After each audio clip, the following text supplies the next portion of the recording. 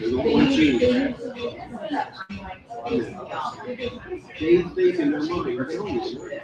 They think they're also living this way.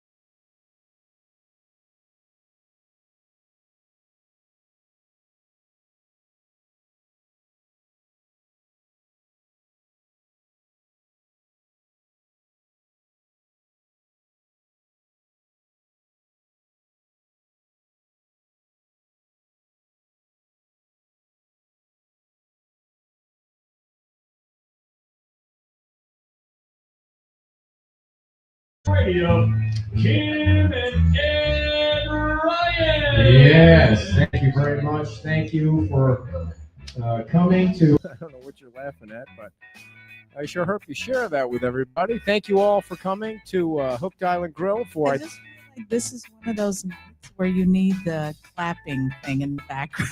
Really? Why do you say that?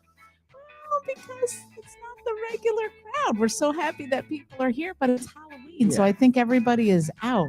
Yeah, trick or treating. It's clear everyone's out trick or treating, but we have great guests tonight. So we do. Yes, we do. And we're going to get to the guests in a minute. But I love how you do your intro, like. Yeah. So I need to tell you a quick story. Do you? Yeah. Today I decided when I went to the gym before I came to the show, I was going to go to the Crunch Fitness here in Cape Coral because it's a nice big gym and it's different, and I like to mix things up a little bit. Is that the one? Is it way down? Yeah, it's over by. It's over kind of by City Hall. So I go working out, and I'm just toward the end of my workout. And I see this guy. You know, you see somebody and you're not quite sure if you know who the person is or if the person, knows who you are, but he's a hater or, so you're not really sure, but totally recognizable person. He's just kind of out of place. The person was out of place and he was working out with his son. And then I'm like, you go through your mind. Is this guy on TV? Do we know this guy from the beach? Was it flag football? I mean, and then when I was sitting down, I realized it was Mike Giambardo.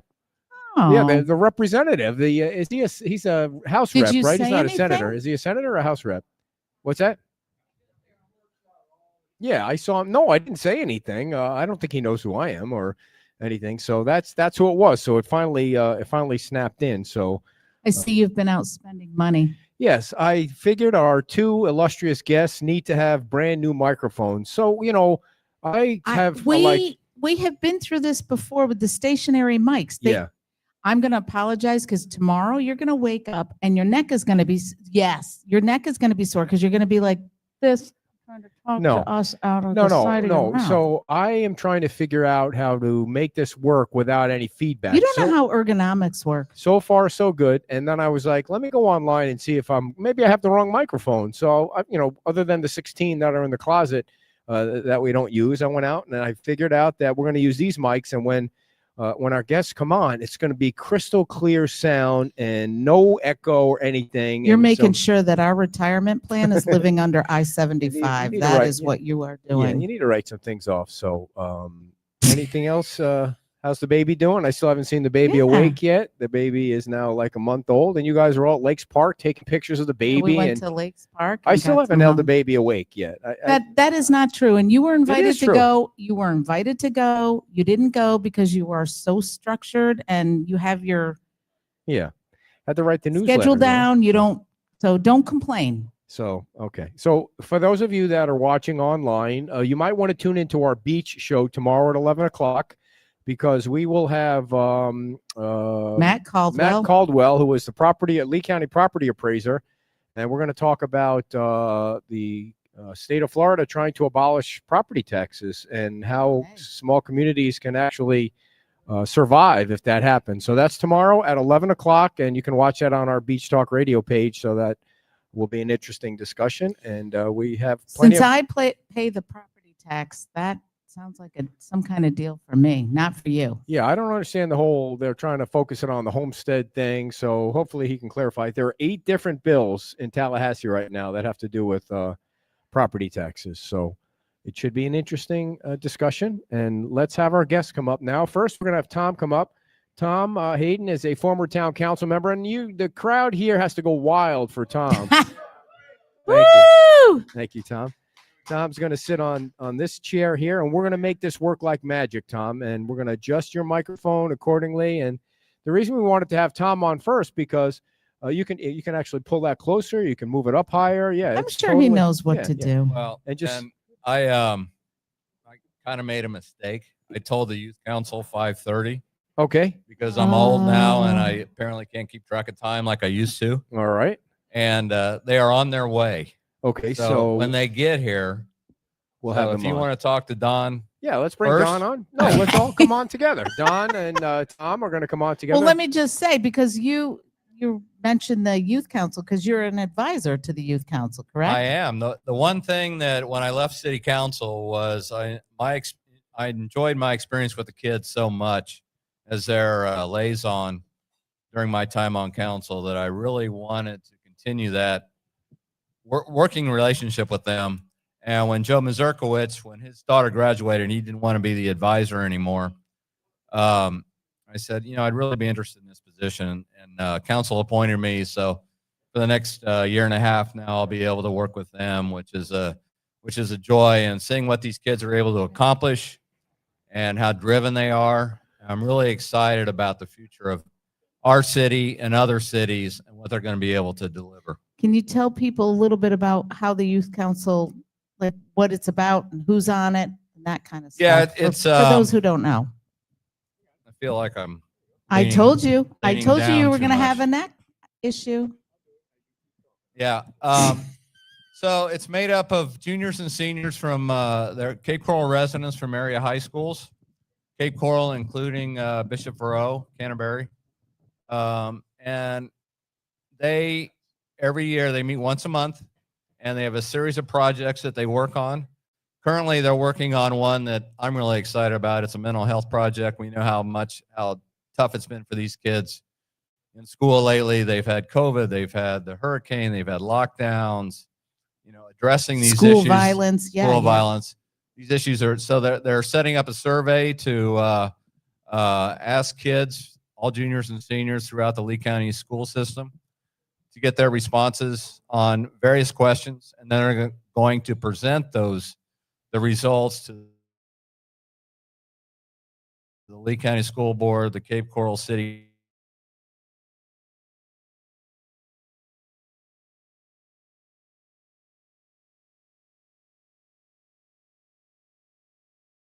thoughts, share their views in an atmosphere that they feel comfortable in. And Nice. they're also getting ready to go to Washington, D.C. They're raising money to go to D.C. Which you've all been incredibly generous in your support for this.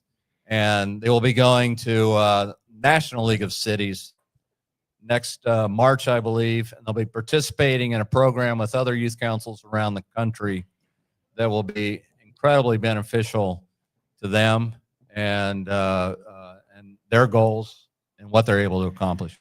So, Tom, you were on the council. Give everyone a quick rundown of your history as a council member. Yeah, I was elected in 2020. I decided not to run again last year, mainly because it had nothing to do with the criticism or what we may have experienced on different issues. It was the fact I was the oldest person on council. When I was going to finish my second term, I was going to be 71 years old. And life gets a little more precious as each day goes on. My wife and I want to travel. And I'll tell you why now the life's got a little bit more precious. I was just diagnosed with prostate cancer. Oh, my. So as you look at life and how it can sneak up on you, and it's difficult. So the decision I made, I love Cape Coral. I'll always love Cape Coral, even though I live in Babcock National now and Babcock Ranch. That was a decision made for family because all of our family lives in that part of Charlotte County or Lee County. Cape Coral means a lot to me, and it always will. And being involved with Youth Council, I'm also president of the Cape Coral Caring Center Board. Those are my callings in life right now. Mm-hmm. And during council, and former council member Shepard is here. Former council member Welsh was supposed to come tonight, but what we were able to accomplish during a time of difficulty, no kidding. we lost a mayor, we lost another council member. We had another one we had to replace. We had COVID, we had the hurricane, but we were still able to get significant projects across the finish line. Parks, Chiquita Lock, the old golf course, fire safety building, police safety building, 3 fire stations, adding to our police department, our fire department. We kept public safety as a priority. So I am proud of our record, and I'll always be proud of our record. So you just jumped on all the issues and you did them in 30 seconds. So now we'll go back to So we're wrapping the show up. I've gotten pretty good at it. Yeah. So and you're a former journalist, but we'll get to that. I want to introduce Don Apking. I want to make sure I say your last name correctly. And yeah, and what is you're on the Charter Review Commission, and you also have a cool company. So tell us a little about your history here in Cape Coral. Well, we've been here 8 years from just south of Atlanta, called Fayette County, and we've actually been coming down here for 45 years, and I was in the water and the wastewater treatment business, and started out over on Sanibel for our honeymoon, and then heard about this place called Cape Coral, and was in the water and wastewater treatment business. So we got involved with various projects here in the Cape. And then we moved here 8 years ago, and got involved because we lived on a street with a median, and the median kind of looked like a third world country. And there were deciduous trees, and every time they lost their leaves, we were the beneficial coming in our area. So I started getting involved with the medians, and that led one thing to another, and got involved with the CTAC, which is where I met Tom Hayden. Let's tell everybody what that stands for. What does that stand for? CTAC, that's the Traffic Advisory Committee. So they're in charge of the roads and bridges here in the Cape, and got input there. So that's where the medians came involved. And we raised funds with the residents and some businesses to put the medians in where they should be. And so we did 4 medians, and that was right before Hurricane Ian, which again, that really wiped us out as far as moving forward. We started a nonprofit so that contributions could be tax free for the individuals. And tonight I can announce that Tree Trust of Cape Coral is giving $4,000 to the city of Cape Coral, $2,000 for a park in the Northwest, and $2,000 for a park in the Southwest, or wherever the city sees fit. And that'll be announced on November 19th at a city council meeting. So That's great. That is great. got involved there, and then I became a member of the Planning and Zoning Commission, Charter Review, and the medians. So keeps me busy and keeps me out of trouble, so to speak. What kind of trouble did you used to get into? Well, you know, it's you travel around and get your nose dirty by speaking your mind. Okay. All right. So you guys are kind of on the outside looking in, other than the Charter Review Commission. So some of the issues that have been coming up, we'd love to hear your input on. The first one I do want to ask you about, because it's in the news. It ran on Gulf Coast News. The recent story about the mayor and what's going on there. Tom, what are your thoughts on that report? Yeah. First, I want to say that former council member Welsh has entered the house. Very nice. Former council member Shepherd is here as well. Here are my thoughts. First, as a former journalist, the story should have never been done. To give that group the credibility and the validity of such a story when they had no proof, there's been no FDLE investigation. It was wrong. I was a little surprised at Dave Elias, because he's a good investigative reporter, but as a journalist, that story never had the weight to run, because there was no proof. The mayor provided a certificate that showed that he had paid the tax, and if that's all they had to go on to run that story, it wasn't good journalistically to see a story like that appear.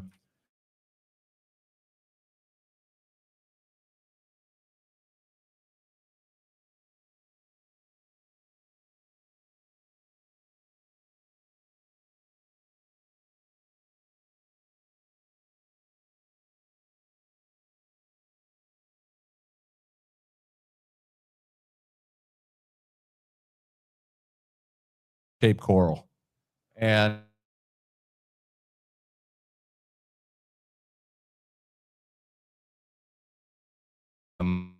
they're providing nothing that moves the city in a good direction. And again, I was surprised NBC ran this story, and it's too bad. Don? I agree with everything that Tom said, but the fact is the basics of giving them credibility. And when council, anyone on there announces them by name, I think that's when you're just stirring them up and giving them the credibility. If you address an issue when a constituent comes to the microphone, it should be just the issue, not mentioning them by name. And it's a poison. I guess what I don't understand is, why would you want to criticize a city that you're living in and you want to make it better? If you can't add something positive, don't add anything. But if you have a problem, have a solution. Don't just create another problem by continuously downgrading the city itself. And if you ask them why, and when you had them on your show, they go crickets when you ask them what the reasoning is. And I think that's the basic problem. What do you guys think the mayor should do? It's hanging out there now. Do you think he should make a statement, do a video, or should put the proof out there? What, Tom? What do you? You're a former journalist. What would you recommend? I think he provided the receipt. I think he's, he made it. He didn't go on camera, but he did make a statement. I don't think you can continue to feed this and address this. I think this will be another case where this group will find another issue to direct. It's not going to gain any forward momentum beyond where it is now.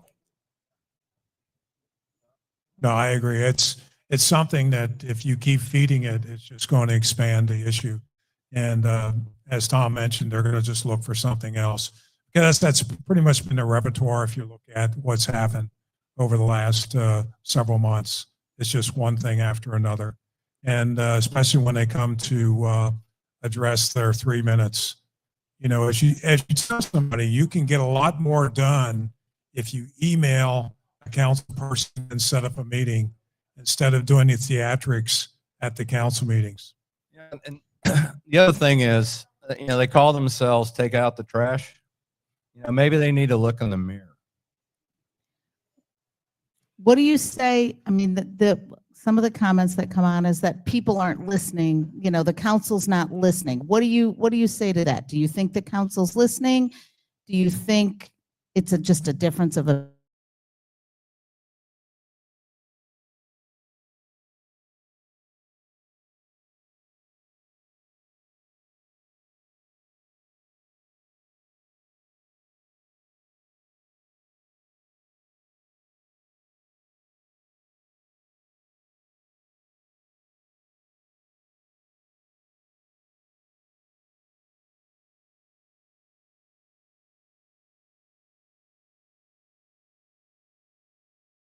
Not going to have the parking. So unless you reduce the size of the band shell, which they did, you don't have my vote. And that's the only time that type of decision. And, you know, they reduced it because they didn't need that big. So, you know, we did listen. I like the changes to the park. The trees had to go. They're invasive. They choke the other vegetation growth in the area. You know, when that park is done, you know, people are gonna be there, and I really believe they're gonna enjoy the park. So the other issue in the news is Burnt Store Road. Today, Brian Hammond got on our page. Commissioner Brian Hammond got on our page and made a comment. I hope you guys had a chance to read it. And then Councilmember Keith Long jumped on, and they've been going back and forth a little bit. And it sounds like this city council doesn't want to really contribute to a county road. The county doesn't have any funds for it right now, and they're going to have a joint meeting. I can't wait to see that meeting and how much fun that's going to be. I don't know what can get accomplished. But Tom, you were on the council. Burnt Store Road's been around for a while. What's the solution? It's a county road. The county made the commitment to fund it, to finish it between Charlotte and Lee County, and they need to honor that obligation. And, you know, in no way should the city be contributing money to it. You know, that was their commitment. Bond it out, do whatever you need to do. Finish the project as you promised you would do, just like you promised you were going to build, you know, a bridge. If you want to have discussions about turning these roads over to the city in the future, then have those discussions. But as for now, that's the commitment they made, and that would have been what I would have said on count had I still been on council. Yeah, I think it was almost looked like it was pretty much unanimous that the county should cover it. Don, what would you recommend? Same thing. I mean, if the county has the responsibility for the road, they should take the responsibility for financing it. It's unfortunate, and I think everybody looks at what the last stretch that they did, the cost, and it's just about tripled. Yeah. But if you look at everything around here, you're talking about the same thing as far as construction costs. I was fortunate. I spent 30 years in the construction industry with water and wastewater. And you know, it was always famous when you go to municipalities or counties and you talk about a project, and they would take 5 to 10 years to think about it and then wonder why the cost was terribly increased.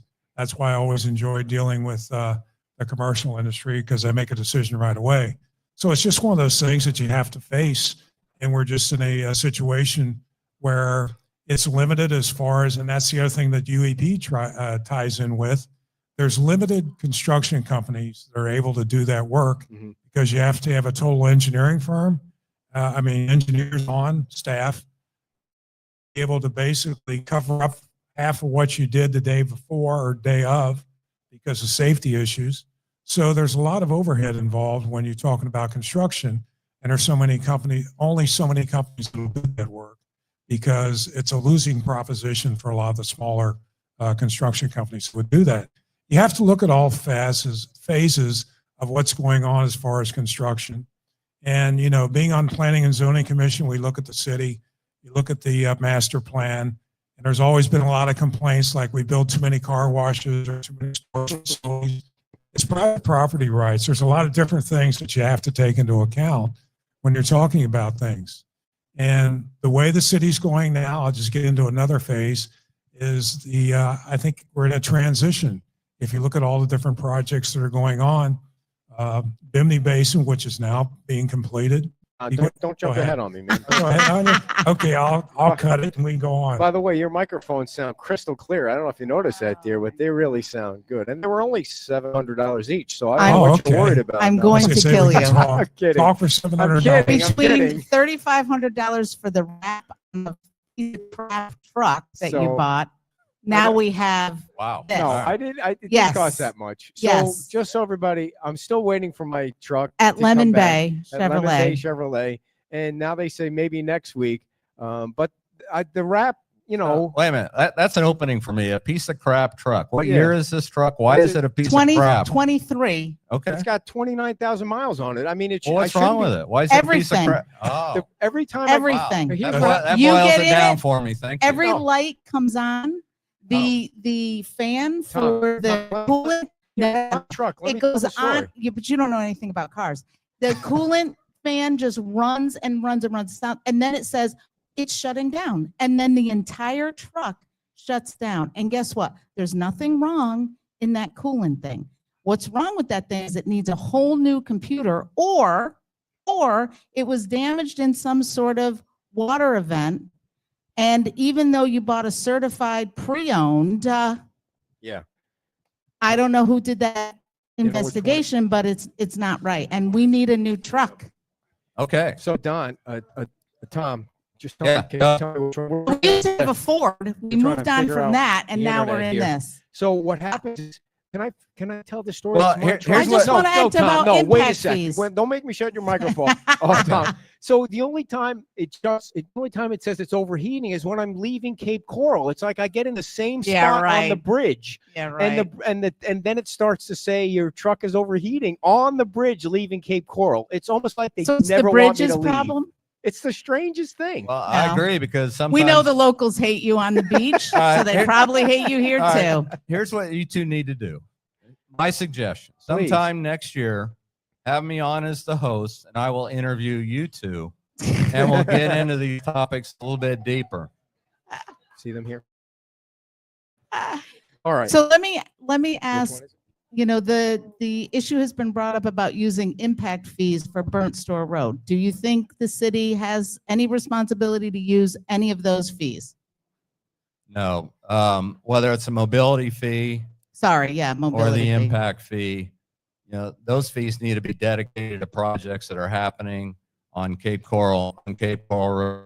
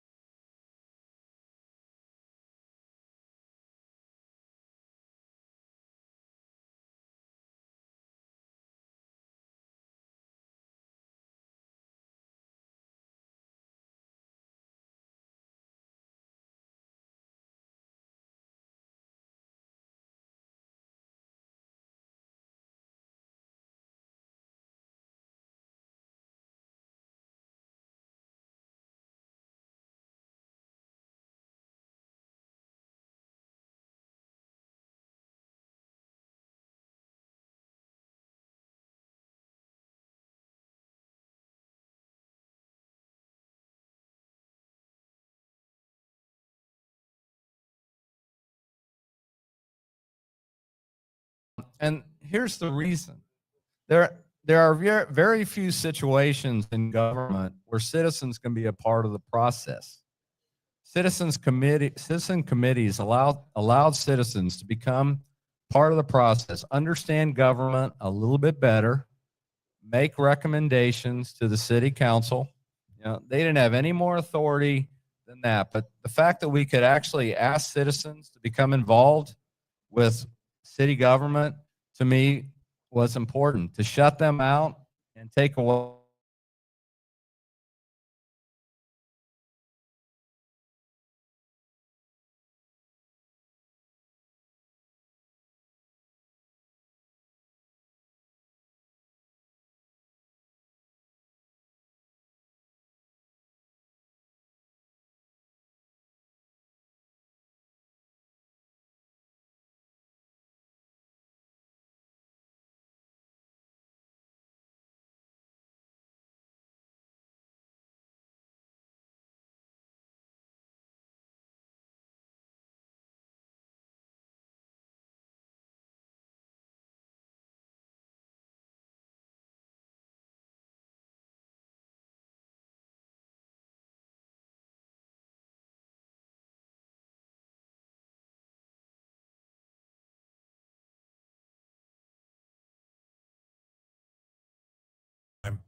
and being around some of them. That was my only problem with some of them. I mean, there's some committees that we have now. I'm part of the utilities ad hoc committee. So that's another thing. But, you know, as far as looking at what the input can be, I think you can weigh it and maybe some of them be brought back. But I think the biggest problem was, were they productive? And again, some of the individuals on those committees cause problems. Well, I know how much you love the citizens committees. No, it's none of my business, not my city, but I just felt like, you know, if you have so many citizens on committees and you have all these staff things and all these staff people that you hire, and then you have a city manager making $330 something thousand, it's like, how do you get people to agree to things? I mean, and then you go up to a council with eight members and you're trying to convince 8 members. It's a lot of people. there you go. Yeah, I mean, the budget. Eventually, it's going to come down to 8 people. You know, they take the information that's been provided. If the citizens had a recommendation that should move forward, they looked at that. You know, I relied a lot, as did Dan, as did Bobby, as do Rachel, as do Joe, on staff. It's an incredibly smart staff. Yeah. And we rely on their recommendations. But if a citizen made a recommendation, I would at least ask the question, what do you think about this? You know, does it warrant further discussion? If they said no, okay, that's fine. If I thought it did, I would try and move it forward. But I think when you limit citizen involvement in government, you've hurt government. And I really believe that. Do you not think citizens have an opportunity to express their opinions or give an idea or a suggestion through the current ways that are available to them today? You can come, you can give public input, you can do it by email, you can provide that, but having an audience where you have a department head in the room being able to listen to what their concerns might be, that doesn't happen every day. And you know, those meetings were, you know, well organized, well controlled. It really didn't bother city staff that much to put these meetings together, the city clerk's office.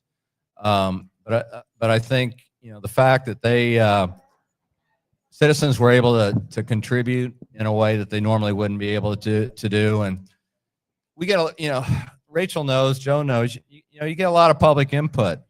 You know, Yeah. You may respond to that. You may not respond to that. But when you're in a room and for an hour with citizens, you know, what do you think happens during town halls? Why do you think council members have town halls? Because they're able to listen to citizens.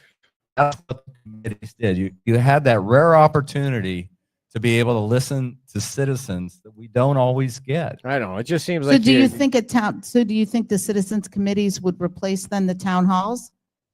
No, you know, town halls need to continue because those can be specific to a particular district. Yeah. Sometimes they can be specific, but because the committees were, you know, whether it was budget, golf, parks and rec, waterways, they were specific to an issue, and you know that's why they need to be. But the more citizen involvement you're going to get, I think, the better off your city is. So speaking of citizen input, Don, you're on the Charter Review Commission, and you guys spent like 6 months at least, or more than that, putting together 7 recommendations, 2 which have already been shot down, 5 to go.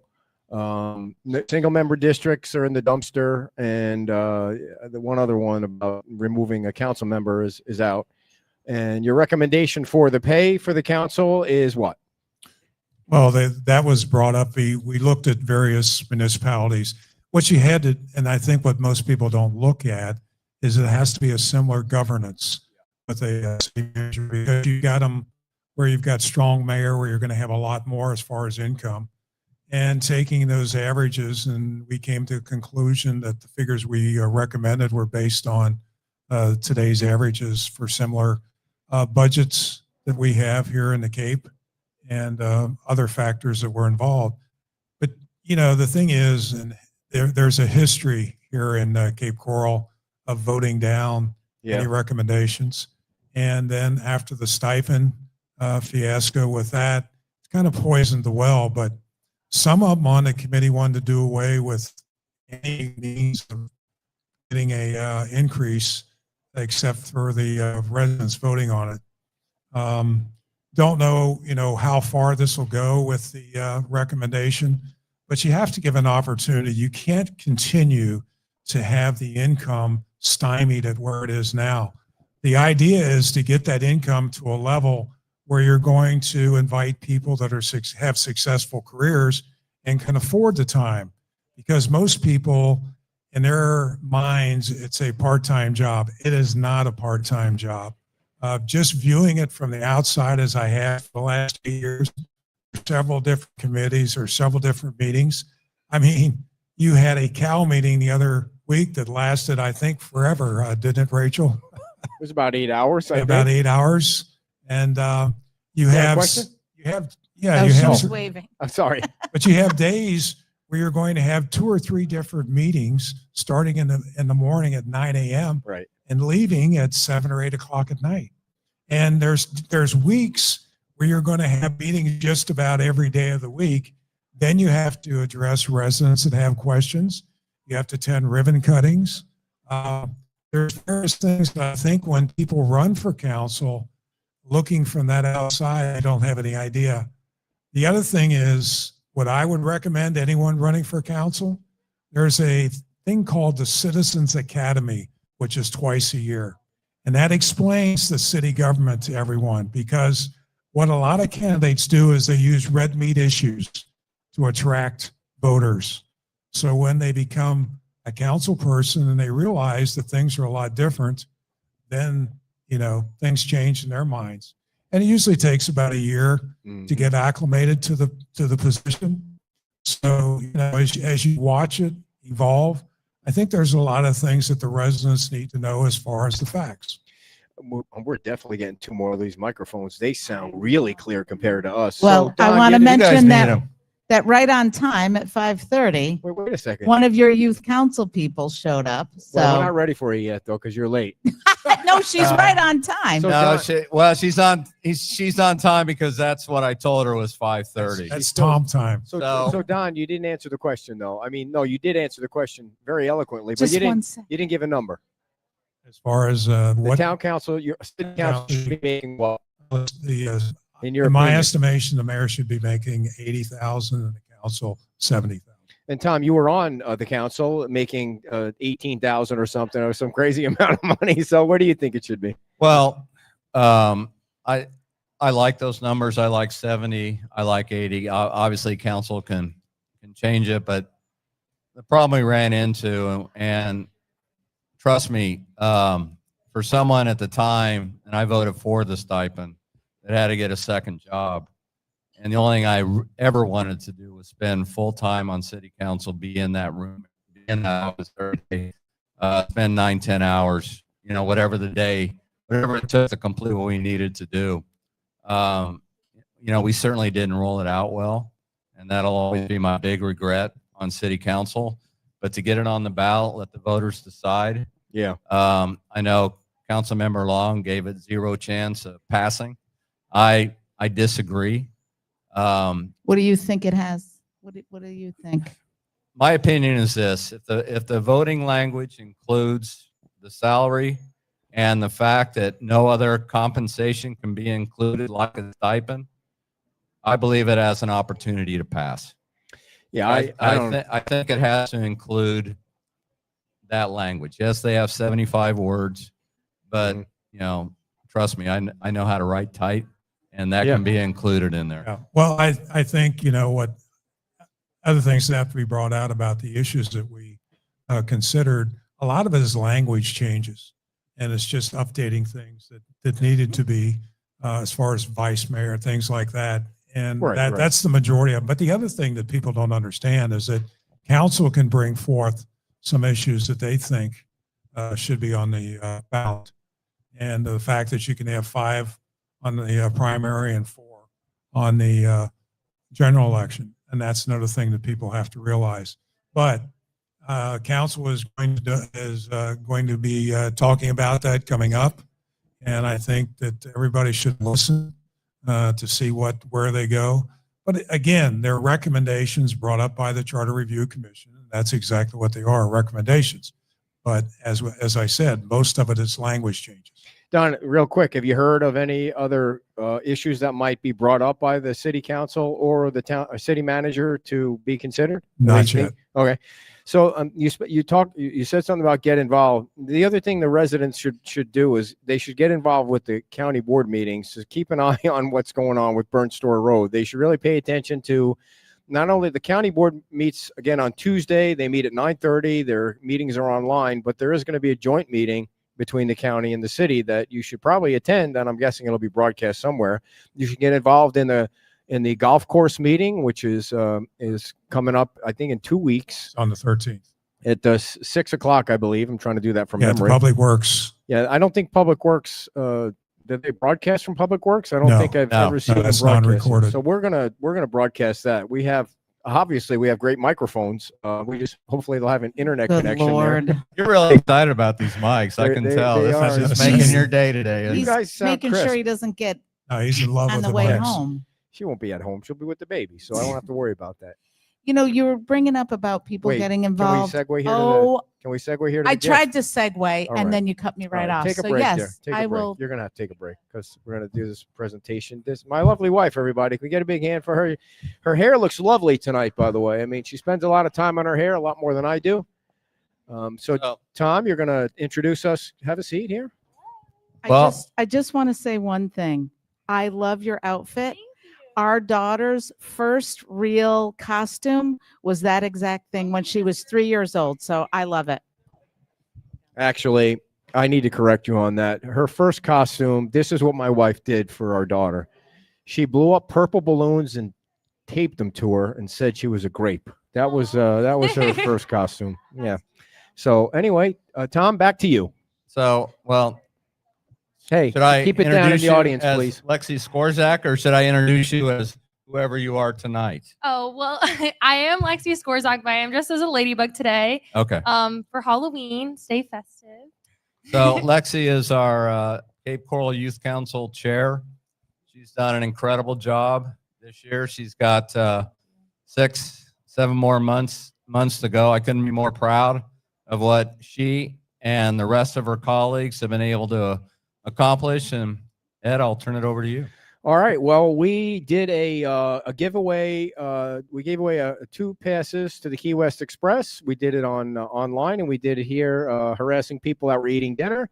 And here is $650. Oh my goodness! on Thank top you of- so much. So I think that brings us to about $2,350 from the two fundraisers, and we're happy to help out. We hope you guys learn a lot in Washington. When is the trip? It's March 13th to the 16th. So it's actually perfect because it coincides right with spring break. So we're hoping that we can have almost everyone attend. Sweet. And Councilmember Lastra's not going, right? You're going to leave her behind and just take the bus without her, or is she going with you? No, she is Okay, coming just with kidding. us. Yes.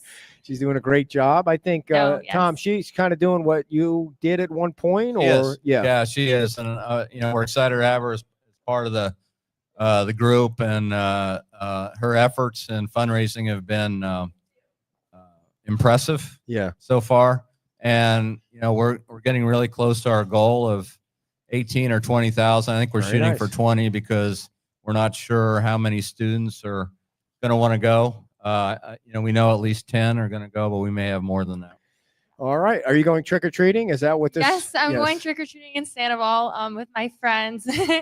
Yes. But we really appreciate the donation. Any help that we get, obviously, it means a lot. And it's just getting closer with the city, getting closer with our community. It means so much. And we hope that we can take all of that we learned from this trip and bring it back to our city, because that's what matters. Great. And you have a website where people can go donate through a GoFundMe, Yes, correct? we have our GoFundMe. That's on our Cape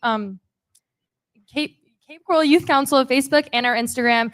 And then I believe it's also linked on our website as well. All right. Dear, did you take a picture of everybody, or are you looking at baby pictures again? You can't take one picture? Take one picture, yeah. Thank you. All righty. Well, go ahead and have fun trick-or-treating, but don't eat the candy. I'm not a big candy person. Okay, all right. Thank you for coming on. Well, Thank big you hand so for the much. Cape Coral Appreciate Youth Council, and have a great night. And is Sylvia? Thank you so Sylvia is much. here. Okay, we're gonna finish up with Tom and Don, and then we have Sylvia, the president of the Cape Coral Garden Club, is going to be on shortly. And so, what other issues, Tom, do you want to? Can I just ask my question that you cut Yes, me please, off for? please do it. So we're talking about citizens getting, paying attention and getting involved. The turnout on voting is low. What can be done to improve that? What can be done to get people more educated, involved? Because people are busy. So, Yeah. and it's a lot of information. Well, the first key thing that happened was in 2020 when we ran and were elected. That was the first year since, I think, 1994 that the elections had moved to a presidential year. So that took the voting percentage from 20% to 80%. And those are the type of percentages you're going to see now moving forward, because if you look at the vote totals now, you've gone from, the 15, 16,000 up to over 42, 43,000. So I think moving the elections to, the mid years, when we elect the governor, or the presidential years, has been the key important progressive stage for the elections. And so I think having 80% turnout, yes, would you want? Of course, you want 100% turnout. But I think continuing to, for the candidates to continue to be out there talking with voters, that's what we all did. And I think, they talked about single member districts not moving forward, and it shouldn't have, because the city council is making decisions citywide, not for a particular district. So every electorate should be involved in the process of electing their council people. They talk about that it's too expensive to run a campaign these days. My wife and I, Joanne, we ran our campaign for $19,000. We were strategic. We focused on mail-in voters, and that made a difference. So, I think the fact that we have the elections where they need to be now, and we don't have to pay for them anymore. When they were there where they were, we had to pay for those elections. So I think encouraging voters to get out there, meet the candidates, be part of the process, is always important. It'd be nice to take that 80% number up to 90. Good. So real quick, some rapid fire questions. Who would you like to see elected, Don, as the mayor? Might not be a candidate that's there yet. So just kind of keep that open. Probably we'll see somebody. I think you'll see more jump in January or sooner. So nobody that's you wouldn't vote for anybody that's in. Well, I'm just keep options open. Okay. No commitments. It's a political non-commitment. Tom? Yeah. John's a friend, the current mayor. I respect Rich Leone, and that's where I'll leave it for now. So neither one of you answered my question. I feel like I have a council member up here talking. I'm just kidding. So now I forgot the other question I was going to ask. So much for rapid fire. Yeah.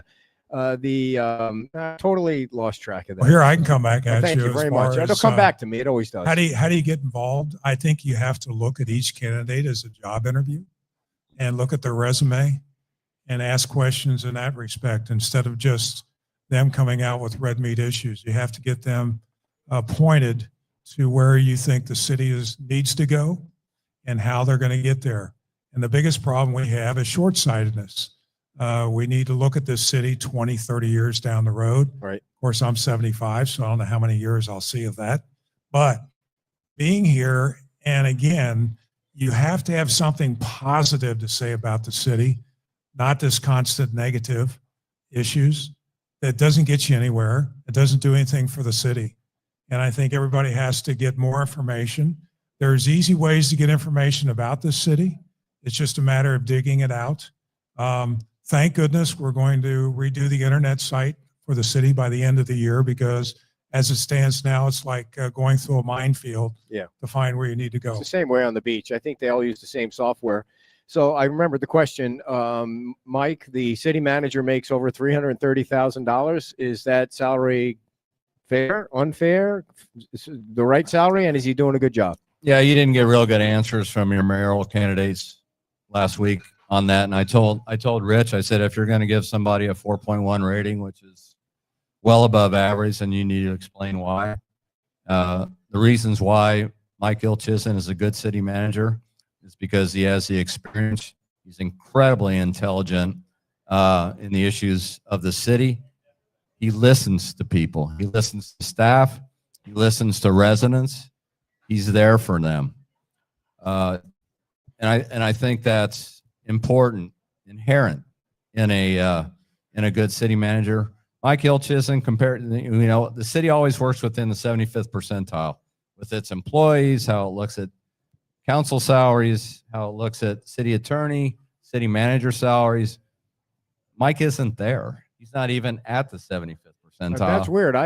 Even with the salary that he's making now. I looked at all the data from the Florida League of Cities, and it looked like he was one of the top 5 paid city managers in the entire state of Florida. I'll have to look at that again. So yeah, some of those figures are misleading. That's right. They're 2 years old, so it might be different. No, I've known Mike since I've been here. Rapid fire, Don. Rapid fire. Rapid fire. I got another Okay. question. There you go. I got another question. And Another if you question? take too long, he's going to Yes. forget. I know he's going to shoot me. No, I'm going to forget. So yes, he's doing a good job. Salary's okay. Salary's okay. I appreciate that, because it's like anything else.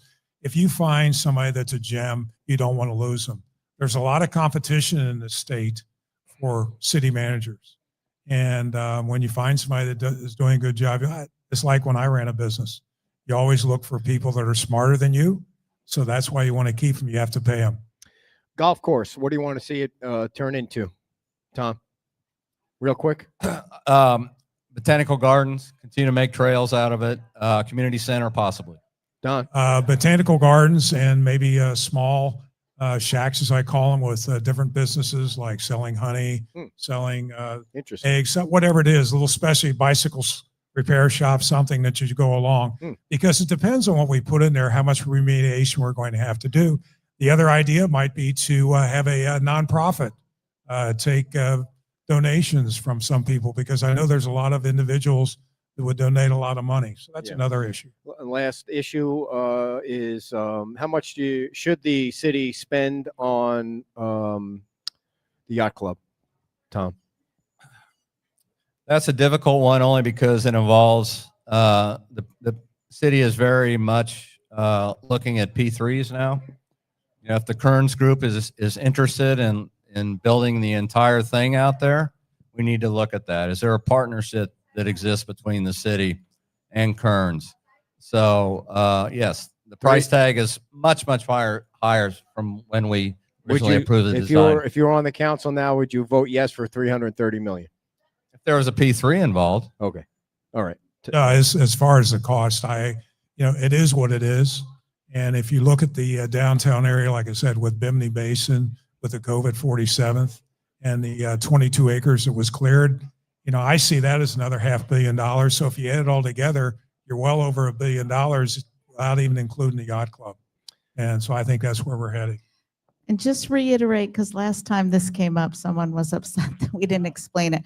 What does 3P stand for? P3, not The public P3. private partnership. He's a robot on Lost in Space. Those are the three. That's what it's in. Love? Public, private, partner. Star So you're Wars. getting the public involved with city government, private which is outside business. Oh. And then that's the partnership. Rachel has a question. Our council member. Do you from- want to come on up? Yeah. All right. We love when this happens. Thank you, gentlemen, both for being here, and I respect you both immensely. Dawn and Tom, what advice do you have for our current council members and soon future council members, as you both are very well involved and have been involved and sat on council?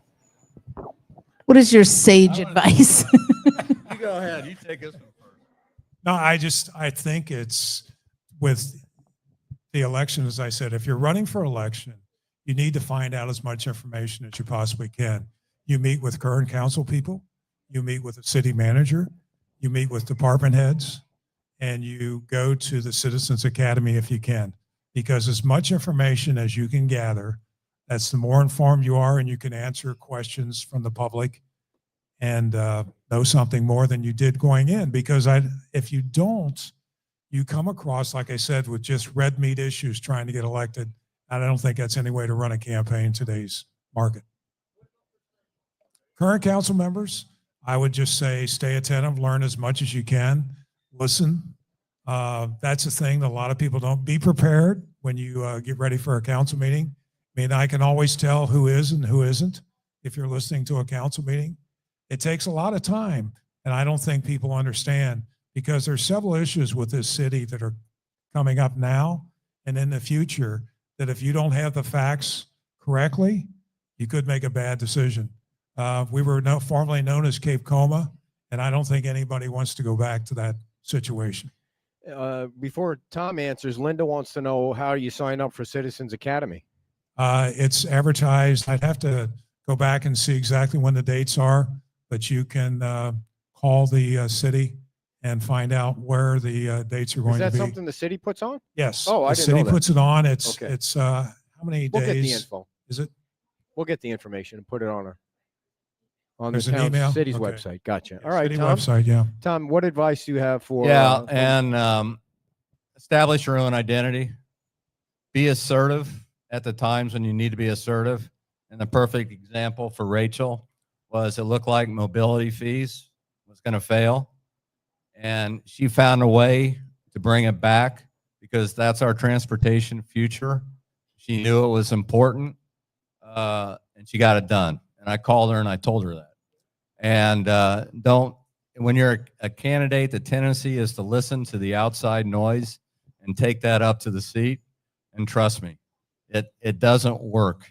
And you can't be up there attempting to please the people that you thought may have been on your side when they really weren't. Right. It's way different from the outside. Then you get elected and then you see all the sausage and how hard it is to be a council member and how hard the staff is working and all that. One thing I want to add, there's several ways to find out answers to your questions that residents have. The thing I see is a lot of people speculate what the answer might be, and then they get upset when the answer is not what they want it to be. But if you call a council person, they can call a staff member, they can talk to the city manager and find out those answers, or you can go online. We're very transparent now with different emails. We send out a lot of emails, but I think sometimes people don't read them. We send out publications to each resident, and there's several other reports from the economic development that come out once a month and others that you can find out the answers to something that you might have a question about. Yeah, I'm not sure they can, the council can call a staff member directly. They might need to go through the city manager. Yeah, that, I mean, they can, through, but you through can, the city manager. but or you can, something. the answers Yeah. are there Yeah. to find, but a lot of the answers are sitting right in front of your nose. Yeah.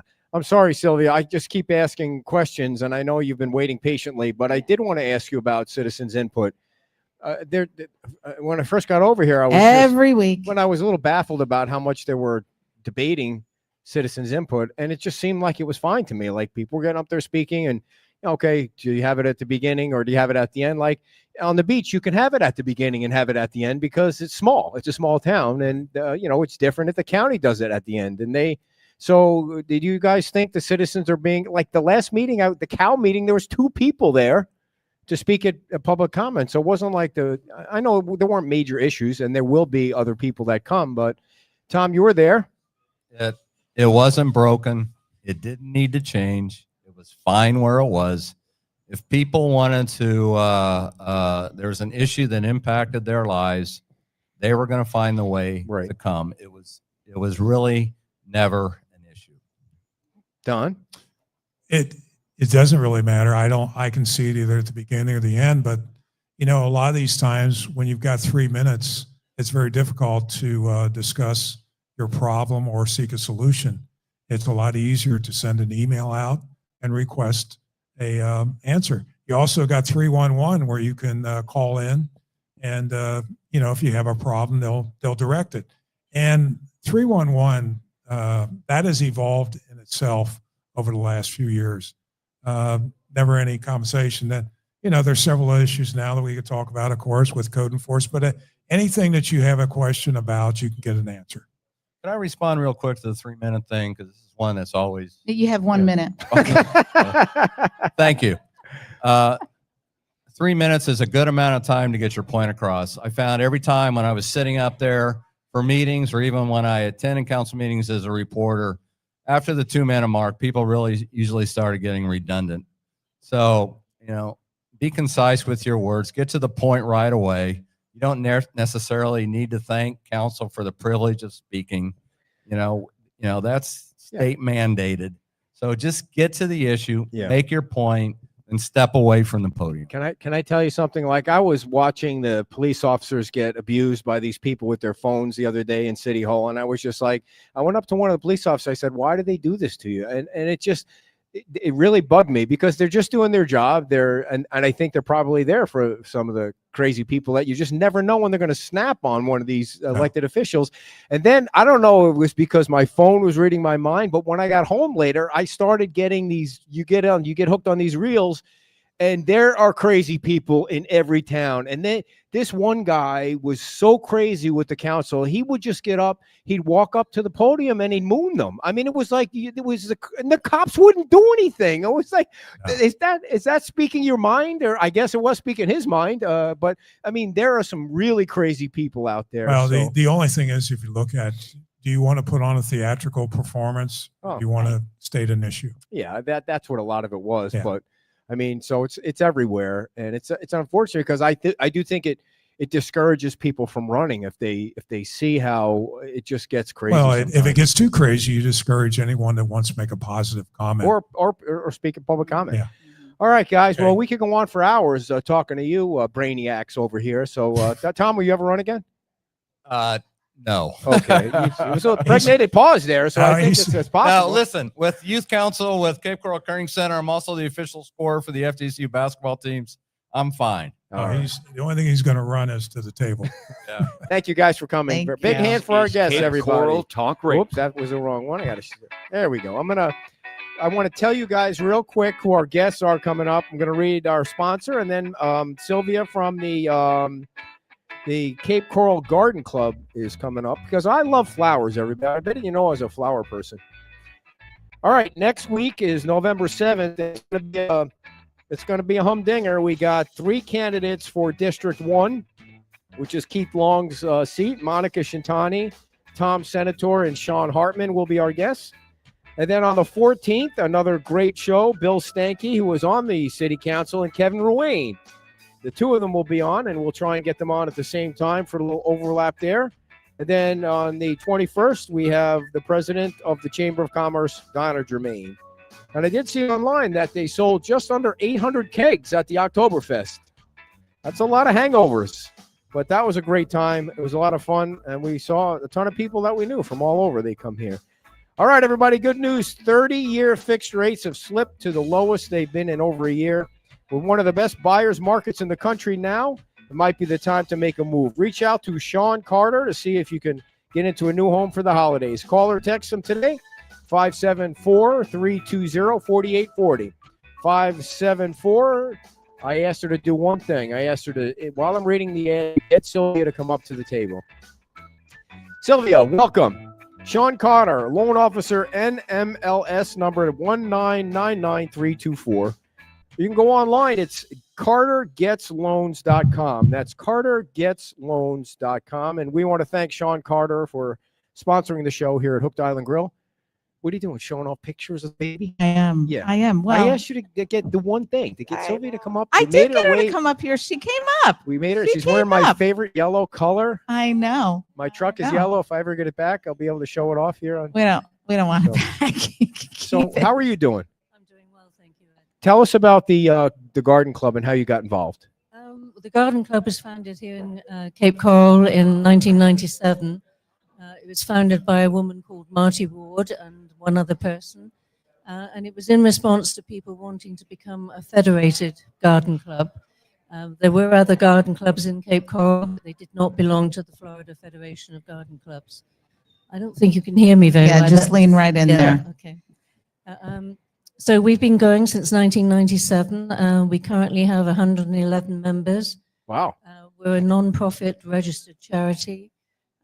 We give scholarships every year to high school students in Cape Coral and also donate to local schools and to the butterfly garden down at Rotary Park. Now, is your accent? I was is going your to accent- say is yes. That, is that Brooklyn? No. Of course, yes. No, we're trying to take the stakes back. There's a lot of we English people here now. How long have you been here in the good old U.S. of A? Since 1992. 1992. That's You have it's a lot of beautiful years. Yeah. accent. Yeah. Yeah. Yeah, and unfortunately, we had a tragic accident with somebody in the garden club, and I want to make sure you do mention. I will, and actually, I'm here to talk about our holiday bazaar, which is on the 15th of November at the Museum of History on Cultural Park Boulevard. It was the brainchild of Debbie Cooper, who was unfortunately killed by a drunken driver at the end of September. She'd been a member of our club for many years, and she was a very dynamic lady. She always had bright ideas. We always need new ideas for fundraising, and Debbie came up with this idea of the holiday bazaar. So we are absolutely determined to make it a great success in her memory. And what will be at the holiday bazaar? Tell us. Anything that you would want to decorate your home with at Christmas, everything is handmade. We have some very talented crafters in the club. We'll have wreaths, hanging ornaments, shelf ornaments, garden-related items. I'm hoping to make some garlands if I can make find I enough love magnolia garlands. leaves, Yes. but depends on that. So let's get into it now, okay, Sylvia? Let's talk about plants. I mean, so the first thing is those invasive trees that were in J.C. Park. They needed to go, right? Well, yes and no. Wait, what? Yes and no. They do provide shade, and J.C. Park was a wonderful park, and we were very against the city's plans for it. Oh. I did speak at a council meeting in the 3-minute period Yeah. about it. We always used to hold our annual March in the Park event there, which is a big event that many people in Cape Coral are familiar with, where we sell our own plants that we've raised. We have a kids booth, and we have a thrift stall, which Debbie used to run. There was no need to do what they've done to JC Park. It was a beautiful, beautiful family park. And now it's just going to be like a nightclub. Really? Yeah, I think so. Like a discotheque. Discotheque. Yeah. So the trees, though, like when they say they're invasive, They are invasive. what does that but mean? It means that they spread very rapidly through seed. Yeah. They drop their seed pods and they spread. But, we have a city parks and recreation staff. They maintain the park. Yeah. The young seedlings are easy to pull. Just pull them right out. Yeah. Yeah, we had two of these giant trees in our yard, and they get so big after 20, 25 Well, years, you that they wouldn't break the driveway. put them in a yard. No, I mean, well, I don't even think they were invasive. I just think they were too big. just the wrong. Yes. Right, and then you got to Yeah. pay $2,000. You need get to them go removed. right plant, right place. Yeah. There is a But program my called motto. Florida Friendly Landscaping. Yes. Mhm. Which anyone can attend a course, and you'll learn how and where to plant the right plant and how to take care of it. That's what we need to do, because otherwise we have to xeriscape, because we have seriously no green thumb whatsoever. Oh, that Well, hurt. it's very difficult to do a xeriscape in Cape Coral because of all the summer rains. What is your favorite plant? We're and putting why? in a pond then. Here, I asked the question. Stop making this about you. What is your Right. favorite plant and why? Well, I'm English, so obviously it's the rose. Of course, I knew Yeah. that. I mean, is that like the flower of the UK? Or? The English Yes, rose. the English I see. rose. Yes, it's the symbol of England. Gotcha. But it's an extremely difficult plant to grow here in this particular. Roses are. Yes. So where do you grow? What's the easiest thing to grow here in this climate? Because that's what I want. The easiest low maintenance thing that doesn't look like a weed. But there are many, many plants in the clerodendron family. Oh, I love that family. Which You can't even pronounce that family. So there are lots and lots of different plants, and they all do well in this area. They flower. They can spread a bit, like the Australian pines, but they're not on the invasive list. Right. So one of the things that we noticed on the beach was that they have these things that they call peanut something or other. Like they look like weeds, but they are actually plants that they have to plant Yes. because they're Florida friendly or Yeah, they're they on are the- Florida friendly. What are Well, and those to keep things? the sand on the beach. Yes, absolutely. Yeah, but They prevent erosion. But they're like weeds. No, they're not. They have a beautiful yellow flower. I see. It really looks like pretty. I actually He looks, has no taste. well, you know, then they crawl over the curb into the street and Oh, that's because they're not being properly true, maintained. true. They're in a They very need- low budget on the beach, very low budget. Yeah. It's government light down there. So But it's important to put plants at the beach that do yes. prevent erosion. Oh yeah, they got a lot of plants that they just put on the beach. What how can people get involved in the garden club and why should they get involved and how much is a membership? The membership for a couple is $30. For a single person, it's $18. You can go to our website, gardenclubofcapecoral.com. You'll find all the membership information there. We meet once a month at the Church of the Epiphany on Del Prado Boulevard. Boulevard. Mhm. Yes. And And what other events? You mentioned a couple of events. What other events and what other things do you do? Are you out like helping each other garden? Like what are you doing? Because I'll join if you can come to Gateway. Nobody's coming to At get our club meetings, we have a speaker every month who Okay. speaks on a particular topic that will educate our members. Last month, it was on the bonsai plant. I love the bonsai which plant. Everyone I do was love a very bonsai, interested yeah. in. So They take a lot of maintenance and trimming and Yeah. to make them Years. look good. Sylvia, when you have these board You didn't meetings, let her finish. I'm sorry. What else goes on at your meetings and events? We that have you have?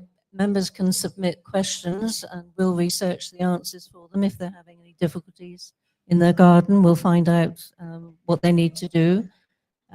We also have a plant of the month topic where one of the members speaks on a particular plant that she is really experienced in and can share her knowledge with members. What is the most exciting speaker? Like the plant you know that everybody's coming, lots of meeting everyone's coming to when you hear about Well, this. the bonsai Bonsai. meeting was Everybody. absolutely. What yeah. about the most boring, like, oh crap, we got to listen to a speech about this thing. What would Probably it your be? peanut thing you brought up. Yes, Excuse probably me? the peanut. Yes. Yeah, peanut weed. Yeah. I want to ask, because we have an issue at our house with weeds. What do you recommend to maintain weeds at your at a house? Well, if you want to have butterflies and insects and bees in your garden, don't use Roundup. Don't She set you up. use She set you up. Roundup. So, And if you have animals, don't use Roundup. I'm sorry, No. are you a member of the garden club all of a sudden? You haven't No. paid your dues.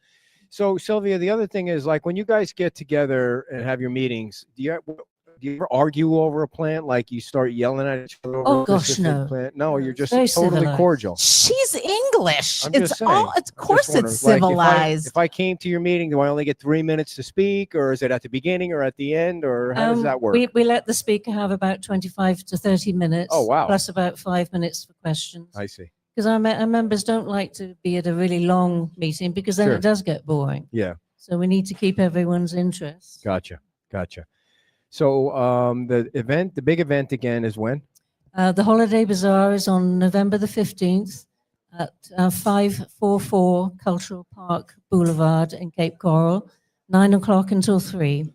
And we'll have lots and lots of really beautiful handcrafted items for sale at very reasonable prices. What do you want to see done with the golf course? I would like to see it become a park available to the people. I don't want to see it become a sports complex. Yeah. I think it should be a lovely open space. Right. With What- lots of flowers and plants. Yes. Yeah. What is the prettiest place in Cape Coral to go see plant wise? My garden. Your garden. Okay. What's All your right, we're coming over. what's your address? I'm just kidding. We'll Please do don't a show from your garden. Really? Okay. Now you need to send me a picture of that so that I can post your garden picture. I'm sure Oh, it is. How much time do you spend maintaining your garden? Probably too much. Yeah. And how much money? Probably too much. Oh, a lot. Yes. $700 for Oh a plant? gosh, no. No. I don't spend that for a plant, but I had to completely replant after Hurricane Ian. Oh, I'm yeah. sure. That was a big deal. Any other thoughts you want to share about the garden club? And No, just Or come along anything? and- Yeah. No, come along and have some fun with us. We're not all old ladies like me. We do have some youngsters, and we also have some guys. We have some husbands and wives. We'd love to see some more younger members Yeah. join the Yeah. club. So who would you like to see as the next mayor? I don't have a name. Okay. I just don't want to see the current one. Okie dokie. Well, that's that answers There you that. go. So, all right. Well, Sylvia, the website for the garden club is GardenClubOfCapeCoral.com. gardenclubofcapecoral.com. And thank you so much for waiting. Yes. Because Don goes on and on forever with his answers. And so, no, thank you. And anything we can do Thank to you. help out and get the word out, we're happy Thank you to very do it. much for publicizing. Big, our event. yes, yes. Thank Big you. hand Thank for you. Sylvia, everybody. And the Cape Coral Garden Club is online. We want to thank you all for tuning in, and thank you to our guests, Sylvia and Tom and Don. And we will see you tomorrow at the beach. If you're bored and you don't know what to do with yourself, you can watch our show at 11 o'clock with the Lee County property appraiser, Matt Caldwell. And then Sunday, we do our show with the mayor of Fort Myers Beach. So thanks for tuning in, and we'll see you next Friday from Hooked Island Grill. Bye-bye.